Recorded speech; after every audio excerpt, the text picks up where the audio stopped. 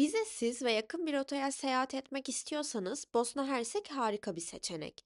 Bu videoda 4 günlük Bosna Hersek seyahatimi özetle anlatacağım. Marka isimleri geçebilir ama bunların hiçbiri reklam veya işbirliği değil. Tüm masraflarımı kendim karşıladım. Gidiş dönüş biletlerimizi Pegasus'un kampanyasından aldık. Bosna Hersek Türkiye'den 2 saat geride. Biz de yerel saatle 15.30'da Saraybosna'ya indik. Havaalanına iner inmez biraz para bozdurduk. Terminalde 2 tane döviz bürosu var. Ama işlem yapmadan önce mutlaka güncel kuru kontrol edin. Çünkü onlar da 2 kalem komisyon alıyorlar. Türk lirası bozdurmak pek avantajlı değil. Hatta zarar edebilirsiniz. Biz yanımızda euro götürdük ve onu çevirdik. Saraybosna'da yerel para birimi KM yani Convertible Mark kullanılıyor. Ve özellikle baş çarşıda kredi kartı ya da euro kabul eden yer sayısı çok az. O yüzden mutlaka yanınızda KM bulundurun. Havaalanından şehir merkezine gitmek için otoparkın hemen karşısındaki durağa yöneldik. Bu noktada korsan taksiciler hemen etrafınızı sarıp sizi merkeze götürmeyi teklif edecektir ama sakın kalmayın. Otobüsle kişi başı 5 km'ye ulaşım sağlayabilirsiniz. Korsan taksiler ise 5 euro istiyor. Biz otobüsü tercih ettik ve yaklaşık 20 dakikada baş çarşıya ulaştık. Saraybosna Belediye binasının Saraybosna City Hall olarak geçiyor. Önünde indik. Nehir kenarında kolayca bulabileceğiniz bir durak. İlk iş olarak otele gittik. Konaklama için Booking'den Guesthouse Unique adlı oteli ayarlamıştık. Yürüyerek sadece 5 dakikada vardık. Fiyat performans açısından gayet iyiydi. Özellikle terası çok güzeldi. Tek sıkıntısı sıcak suyunun eski sistem olmasından dolayı duş için yeterli olmamasıydı. Bunu göz önünde bulundurmalısınız. Odaya yerleştikten sonra karnımızı doyurmak için aşırı merak ettiğimiz bir mekana Kotpunice'ye gittik. Siparişi verdikten sonra ekmeği hemen orada taze taze pişiriyorlar ve içine tuzlu kaymak ile kuru et koyuyorlar. Bu ikisi nasıl bir arada olur demeyin, kesinlikle denemelisiniz. Biz gittiğimizde kişi başı 10 kaya ödeyerek toplamda 20 kaya hesap ödedik. Fiyatlar değişebiliyor, o yüzden güncel menüye göz atmanız iyi olur. Bu arada 1 Mart Bosna Hersek'in bağımsızlık günüymüş ve biz tam o gün oradaydık. Havaalanında marketlerin kapalı olabileceği konusunda bizi uyarmışlardı ama açıkçası bu kadar zorlanacağımızı düşünmemiştik. Şehirde açık market bulmak tam bir maceraya dönüştü. En son sorduğumuz biri sağ olsun bizi 7/24 açık bir markete yönlendirdi ama içerideki fiyatlar uçmuştu. Örneğin bir kutu kola 1,60 km, yarım litrelik su ise 1,50 km idi. Zincir marketlerden hiçbirini açık bulamadık. Ertesi gün de aynı durum devam etti. Hafta sonları her yer böyle kapanıyor mu yoksa tamamen şansa mı böyle denk geldi bilmiyoruz. Saraybosna'ya gitmeyi düşünüyorsanız market olayını mutlaka göz önünde bulundurun. Son olarak marketten su ve bir paket Pringles aldık. Pringles'ın Türkiye'de satılmayan bir çeşidini bulamadık. Su konusunda ise ufak bir not, Bosna Hersek'te satılan sular genellikle aromalı ve biraz tatlımsı bir tada sahip. Ben su konusunda seçici biri olduğum için alışmam biraz zor oldu ama denenebilir. Market macerasının ardından doğruca otele döndük ve uyuduk. Asıl Saraybosna turumuz ikinci gün başlıyor. Gece saat 3'te havai fişek sesleriyle uyandım. Hala kutlamalar devam ediyor sandım ama yorgunluktan fazla düşünmeden tekrar uyudum. Sabah 7'de uyandığımda yağmur durmuştu ama şehir hala gri ve sakin bir haldeydi. Hızlıca toparlanıp kahvaltı için dışarı çıktık. Kahvaltıyı Saç adlı mekanda yaptık ve boşnak böreğini denedik. Açık konuşayım, Türkiye'de genelde börek yiyemiyorum çünkü fazla yağlı oluyor ve mideme dokunuyor. Ama burada durum farklıydı. Boşnak böreği kesinlikle ağır değildi. Biz sipariş verirken yanına sos da ekledik. Ekstra yoğurt almaya gerek yok çünkü boşnak yoğurdu bizim alışık olduğumuz gibi değil. Daha akışkan kıvamda. Porsiyonlar da gayet büyük ve doyurucuydu. Biz sadece sacda yedik çünkü hem böreği hem de hizmeti çok beğendik. Çalışanlar Türklere karşı çok sıcaktı ve siparişleri hazırlayanların bazıları Türkçe biliyordu. Kahvaltıdan sonra boşnak kahvesini denemek için Ayna adlı mekana oturduk. Burada da epey Türk vardı. Kahveyi cezveyle servis ettiler ve fincanların kulpları yoktu. Bunun nedeni de oldukça ilginç. Zamanında Sırplar ve Boşnaklar bir arada kahve içerken kulpun tutulmasını bir Sırp kendi zafer işaretine benzetmiş. Boşnaklar da buna tepki olarak kulpları tamamen kaldırmış. Böylece bardağı tuttuğunuzda elinizde hilal ve yıldız şekli oluşuyormuş. Fincanın içinde de yıldız sembolü vardı. Kahve Türk kahvesine göre biraz daha sertti ve baharat aromaları geliyordu. Biz beğendik. Orada oturup kendimize bir gezi rotası çıkardık. Bu seyahate çıkarken esim ya da internet paketi almamıştık Bir nevi challenge olsun istedik. Tabii ki yolları koklayarak bulamayacağımız için de bir çözüm üretmemiz gerekiyordu. Ama bu kısmı ilerleyen bölümlerde anlatacağım. Yağmur yağmadığı için şanslıydık. Hava da aşırı soğuk değildi ama biz yine de temkinli olup kat kat giyinmiştik. İlk durağımız eski Sırp Ortodoks Kilisesi oldu. İçeri girmek ücretliydi. Kişi başı 2 km dediler ama toplamda 6 km istediler. Herhalde turistlere hoş geldin mesajı vermek istiyorlar diye düşündük ve girmemeye karar verdik. Oradan yürüyerek Yahudi Müzesi'ne gittik ama kapalıydı. Sonra Meeting of Cultures noktasına vardık ve fotoğraf çekildik. Ara sokaklara daldık. İnanılmaz güzel yapılar vardı. İki şey dikkatimi çekti. Sokak lambaları aşırı karakteristikti ve neredeyse her binada grafiti vardı. Bu kadar tarihi ve gösterişli yapıların daha iyi korunabileceğini düşündük. Sonra nehir kıyısına doğru yürüdük ve inat evini gördük. İçeri girmedik ama kafe olarak işletiliyor. İsterseniz burada bir kahve içebilirsiniz. Daha sonra Latin Köprüsü diye sandığımız bir yerde fotoğraf çekildik. Ama sonra anladık ki orası Latin Köprüsü değilmiş. Biz haritaya bakmayı unutmuşuz. Doğru köprüyü bulmak için ters yöne doğru yavaş yavaş yürüdük. Saraybosna Belediye binasının önünde Arda Turan pozu verdim. Çünkü neden olmasın?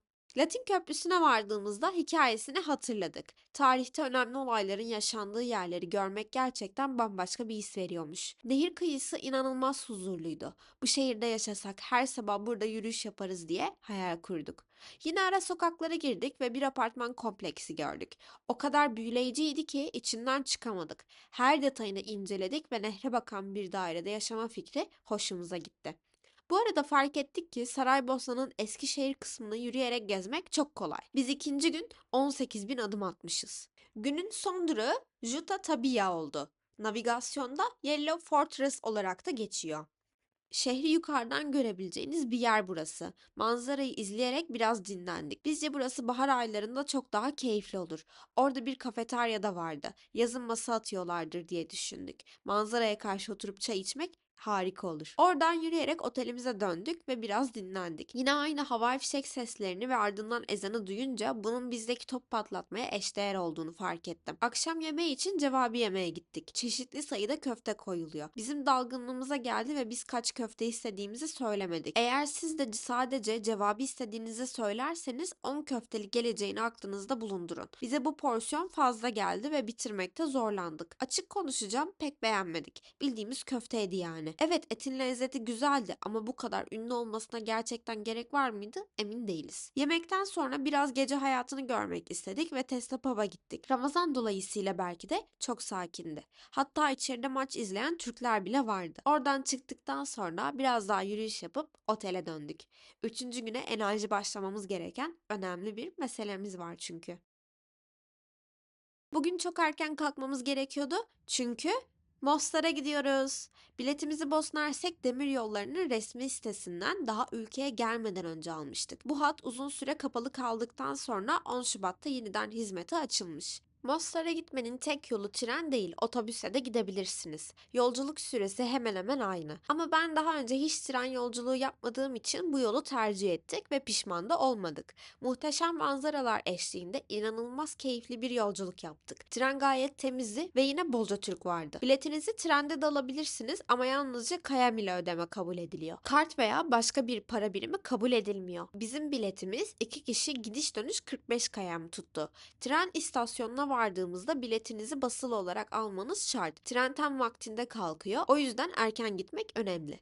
Biz hem giderken hem de dönerken solda oturduk. Zaten dönüşte hava kararmıştı. Manzara görünmüyordu ama giderken izlediğimiz görüntüler unutulmazdı. Mostar'a vardığımızda sabah 9'du ve aşırı rüzgarlıydı. Önümüzde koca bir gün vardı ve Mostar'da yapılacak çok fazla şey olmadığını biliyorduk. O yüzden ilk olarak karnımızı doyurmaya karar verdik. Yol üzerindeki bir alışveriş merkezine girdik. Şimdi bana cahil diyebilirsiniz ama ben ilk kez Avrupa'da bir ülkeye gidiyorum ve bu sadece ikinci yurt dışı seyahatim. O yüzden bazı şeyler benim için çok yeni. Örneğin AVM'ye girerken X-ray cihazı aradım. Çantamı hazırlıyordum çıkarmak için ama yoktu. Açıkçası çok şaşırdım. Sonra düşündüm, aslında X-ray sistemi biraz gereksiz. İçeride zaten her şeyi satın alabiliyorsun. Bu küçük şok atlattıktan sonra AVM'yi dolaştık. Çok fazla mağaza yoktu. Genellikle bildiğimiz giyim mağazaları vardı. Teknoloji mağazasına özellikle baktık ama beklediğimiz gibi çıkmadı. Ürün çeşidi çok azdı ve fiyatlar hiç ucuz değildi. Neyse ki satıcılar bizim gibi başımıza üşüşmedi. Rahatça dolaştık. Karnımız iyice acıkınca markete girdik. Fırın bölümünden birkaç şey alıp oturduk, orada yedik. Artık şehri keşfetmeye hazırdık. Şehirde yürümeye başladık ve ilk şokumu yaşadım. Mostar'da trafik lambası yok. Bildiğimiz yok. İnsanlar karşıdan karşıya geçmek isteyenlere kendiliğinden yol veriyor. Hatta bir seferinde daha yola yönelmeden bile birisi bize yol verdi. Çok şaşırdım ve içimden Avrupa Avrupa diye bağırmak geldi. Uzun bir yürüyüşten sonra Mostar Köprüsü'ne vardık. Çok turistik bir yer ama sezon dışı olduğu için fazla kalabalık değildi. İşte bu yüzden sezon dışında gezmek ayrı bir keyifmiş. Yayıla yayıla yürüdük, bolca fotoğraf çektik ve çekildik. Sonra köprüyü güzel bir açıdan görebileceğimiz bir yere oturup dinlendik ve Wi-Fi kullandık. Evet, hala çevrim dışı harita ile geziyoruz. Bir süre sonra yapacak bir şey kalmayınca köprüyü farklı açılardan görmek için yürüyüşe devam ettik. Yeşil başlı ördeklerin suya inişini izleyerek eğlendik ama bu huzurlu anı bir olay bozdu. Soygun. Bir grup kişi soyuldu ve sinirlenip soyguncuların çanta ve montlarını nehre attı. Yani soyguncular soyuldu. Bayağı çanta, mont, her şey suda yüzüyordu. Öfke hiç suçu olmayan doğayı etkilemiş oldu. Biraz daha oturduktan sonra geri dönüş vaktimiz gelmişti. Öncesinde tekrar AVM'ye uğrayıp atıştırdık. Biraz vakit geçirdik. Mostar'da geçirdiğimiz vakit bize fazla geldi. Çünkü Saraybosna Mostar arası günde sadece 2 tren seferi var. Yani bu en uygun zaman aralığıydı bizim için. Belki siz dönüşte otobüsü tercih etmek istersiniz. Saatler uygunsa bir seçenek olabilir. Trene binip Saraybosna'ya döndüğümüzde inanılmaz açtık ve canımız boşnak mantısı istiyordu. Gitmek istediğimiz bir yer vardı ama bulamadık. Son çare Saç'a gittik ve şansımıza boşnak mantısı vardı. Biz yemeğimizi yerken başka bir Türk ile tanıştık. Biraz sohbet ettik. O bize yemek ısmarladı. Biz de ona çay söyledik. Memleketinden birini görmek insanı duygulandırıyormuş. Bunu o an anladım. Yemeğin ardından otele dönüp dinlenmeye çekildik. Çünkü bu seyahatin artık sonuna geldik. Şehre veda etme vakti geldi. Bugün geri dönüyoruz ama öncesinde hediyelik eşya alışverişi yapmamız lazım. Her seyahatte en çok zorlandığım şey magnet seçmek. Halbuki hangisini aldığımın bir önemi yok. Sonuçta sadece bir sembol ama illaki en mükemmelini bulmaya çalışıyorum. Saatler harcıyorum. Sonra pes edip gözüme ilk çarpanı alıyorum. Tabii aileyi de unutmadık. Herkes için küçük hediyeler aldık. Bu kanalı bilgi videoları üretmek için açtım. Ama ileride seyahat odaklı bir kanala çevirmek istiyorum. Bu yüzden çok istediğim bir kamera var. Aslında gitmeden önce Saraybosna'da onu bulabilir miyim diye araştırmıştım ama bulunmadığını görmüştüm. O yüzden zaten aklımdan çıkmıştı. Hediyelik eşya ararken sıradan bir telefoncuda tam olarak istediğim marka ve model kamerayı ve mikrofonu görünce şok oldum. Aşırı heyecanlandım. Bir an gözümü karartıp alacaktım ama fiyatı Türkiye'den ucuz değildi. Ayrıca garanti konusunda sorun yaşayabilirim diye düşündüm. Mantıklı davranıp orada bırakmaya karar verdim ama aklım resmen orada kaldı. Havaalanına giderken yine geldiğimiz otobüsü kullanırız diye düşündük ama işler planladığımız gibi gitmedi. Meğer yolda bir çalışma varmış ve bazı hatlar iptal edilmiş. Biz hangi durakta beklememiz gerektiğini bulamadık. Açıkçası hiç hazırlık yapmamıştık. Neyse ki şans eseri bizim gibi havaalanına gitmeye çalışan iki kişiyle tanıştık. Beraber taksiye binmeyi teklif ettik. Onlar da kabul etti. Ama şunu söylemem lazım. Saraybosna'daki taksiciler bizimkileri aratır. Fiyatlar inanılmaz pahalı ve pazarlık şansınız sıfır. İyi birine denk gelirseniz şahane olur. Ama biz denk gelemedik. 40 kayemi bölüştük ve o şekilde havaalanına vardık. Gerçekten iyi insanlar yolculuğunuzu güzelleştiriyor. Biz Saraybosna ve Mostar'ı beğendik. 3 gün Eskişehir'i, yani Başçarşı ve çevresini ve Mostar'ı gezmek için gayet ideal. Bizim seyahatimiz tamamen turistikti ama gezerken içimizden sık sık keşke burada yaşayan biriyle vakit geçirebilseydik dedik. Daha fazla detay öğrenmek, lokal yerlere gitmek, farklı hikayeler dinlemek isterdik. Bu seyahat bizim için acemi bir deneyimdi ama yakın bir rota olduğu için iyi bir başlangıç oldu. Umarım ileride daha bilinçli geziler yaparız. Bu arada şunu rahatlıkla söyleyebilirim. Saraybosna ve Mostar yalnız yalnız kadın gezginler için çok uygun şehirler. Tabii ki çok geç saatlerde dikkatli olmak gerekiyor. Son zamanlarda hırsızlık olayları artmış. Bizim başımıza bir şey gelmedi ama bir grup Türk turistin gözümüzün önünde soyulmaktan son anda kurtulduğunu gördük.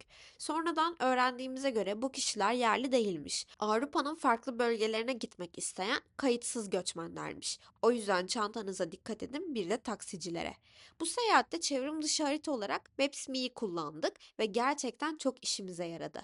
eSIM veya internet paketi almamıştık. O yüzden harita sayesinde yönümüzü bulduk. Saraybosna ve Mostar'da turistik lokasyonların hepsini gezdik ama müzelere girmemeyi tercih ettik. Daha çok şehrin ruhunu hissetmek, yürüyerek keşfetmek istedik. Şunu söyleyebilirim ki şehir yürüyerek keşfetmek için harika. İçtiğimiz suların arasında Türkiye'deki sulara en çok benzeyen su Voda Mojdan'dı. Taşlıhan'ın yanındaki Gazi Hüsrev ve Bezistan'ında da bir Türk işletmesinde küçük hamidye su bulabilirsiniz. Ben ilk karşılaştığımda çok mutlu olmuştum. Saraybosna ve Mostar ile ilgili merak ettiğiniz başka şeyler varsa sormaktan çekinmeyin. Şimdilik hoşça kalın.